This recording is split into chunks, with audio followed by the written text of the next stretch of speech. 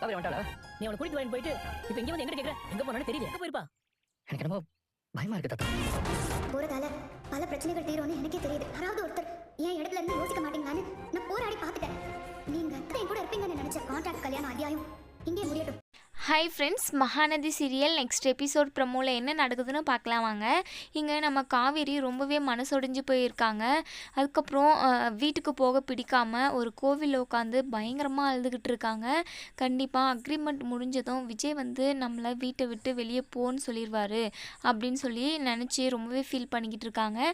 இன்னொரு சைடு நம்ம விஜய் வந்து காவேரியை பார்க்குறதுக்காக ரொம்பவே ஆசையாக ஆஃபீஸுக்கு போகிறாங்க. அங்கே வந்து நம்ம காவேரி இருக்கிறதில்ல, அங்கே பூர்ணிமா இருந்துட்டு வாங்க சார், இப்போ தான் காவேரி மேடம் வந்து இங்கே உள்ள பிரச்சனை எல்லாத்தையுமே தீர்த்து வச்சுட்டு போனாங்க. உண்மையாகவே காவேரி மேடம் ரொம்பவே கிரேட், இவ்வளோ பெரிய பிரச்சனையை ரொம்பவே சீக்கிரமாக சால்வ் பண்ணிட்டாங்க சார் அப்படின்னு சொல்லிட்டு ரொம்பவே பெருமையாக பேசுகிறாங்க. நம்ம விஜய் சொல்கிறாங்க காவேரி எப்பவுமே ஸ்மார்ட் தான் அப்படின்னு சொல்லிட்டு நம்ம காவேரியை ரொம்பவே புகழ்ந்து உயர்த்தியுமே பேசிக்கிட்டு இருக்காங்க. அதுக்கப்புறம் சரி நம்ம விஜய் இருந்துட்டு வீட்டுக்கே போவோம், காவேரி வீட்டுக்கு தான் போயிருப்பா அப்படின்னு சொல்லிட்டு வீட்டுக்கு கிளம்பி வந்துக்கிட்டு இருக்காங்க.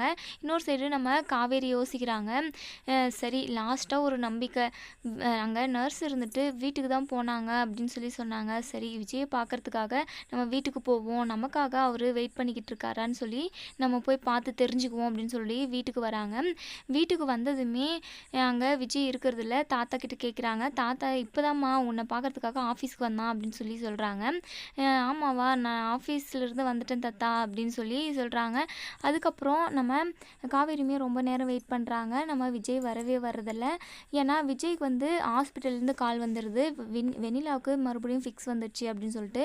இங்கே நம்ம காவேரி வெயிட் பண்ணி பார்த்துட்டு இனி நம்ம விஜய் கூட சேர்ந்து வாழவே முடியாது அப்படின்னு சொல்லிட்டு ஒரு லெட்டர் எழுதி வச்சுட்டு, இனி நான் உங்கள் கூட இருக்க மாட்டேன், நான் இருந்தால் உங்களுக்கு சந்தோஷமாக இருக்காது, நான் உங்களை விட்டுட்டு போகிறேன் அப்படின்னு சொல்லிட்டு அங்கே லெட்டர் எழுதி வச்சுட்டு நம்ம காவேரி வீட்டை விட்டு கிளம்பிடுறாங்க. இதோட இந்த ப்ரோமோ முடியுது. இதுக்கப்புறம் என்ன நடக்கும் அப்படின்றத வெயிட் பண்ணி பார்ப்போம் ஃப்ரெண்ட்ஸ். தேங்க்யூ.